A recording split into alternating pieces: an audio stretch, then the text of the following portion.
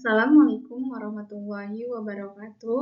Perkenalkan, nama saya Nur Halimah dengan NIM 0703241006 dari Matematika 1. Di sini saya akan menjelaskan mitigasi bencana, di mana mitigasi bencana sebagai upaya pengurangan risiko bencana di Indonesia.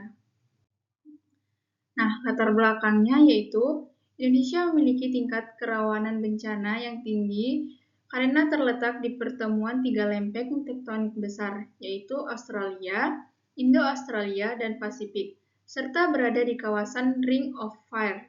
Kondisi ini menyebabkan Indonesia sering mengalami gempa bumi, tsunami, dan letusan gunung api. Selain itu, bencana hidrometeorologi seperti banjir dan tanah longsor juga sering terjadi akibat perubahan iklim dan aktivitas manusia. Oleh karena itu, mitigasi bencana sangat diperlukan untuk mengurangi risiko dan dampaknya.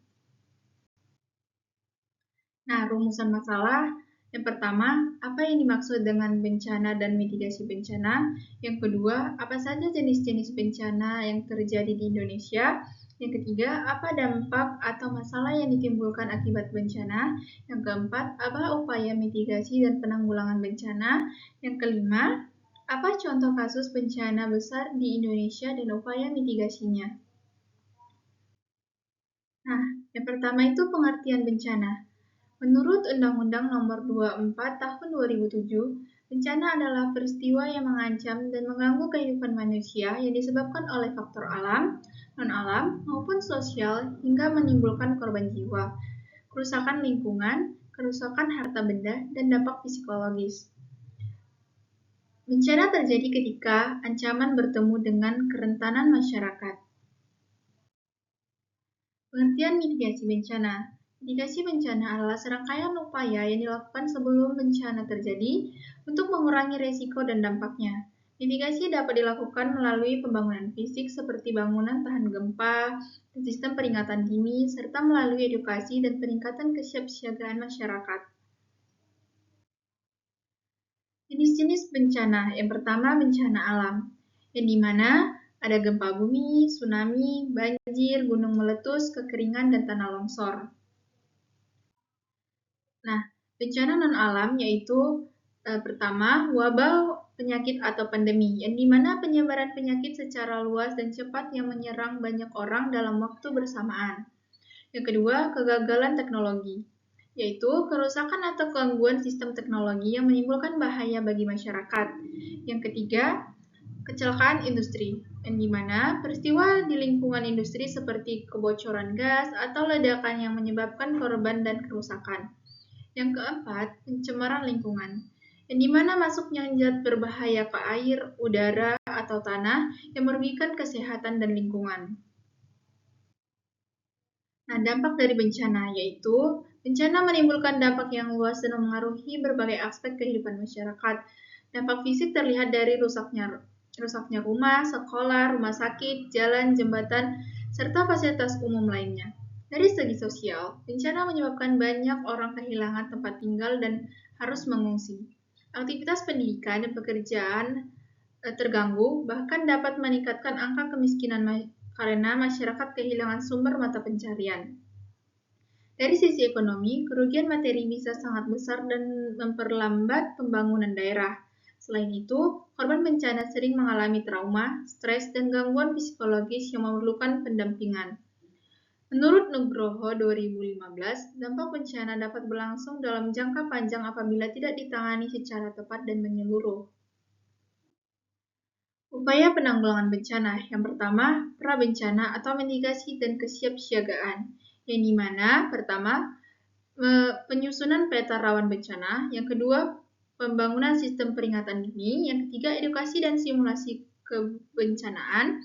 Yang keempat, membangun infrastruktur tahan bencana. Yang kedua, saat bencana atau tanggap darurat. Yang dimana memuat, pertama, evakuasi korban ke tempat aman. Yang kedua, menyediakan bantuan logistik seperti makanan, air, dan obat-obatan. Yang ketiga, pelayanan medis dan penyelamatan.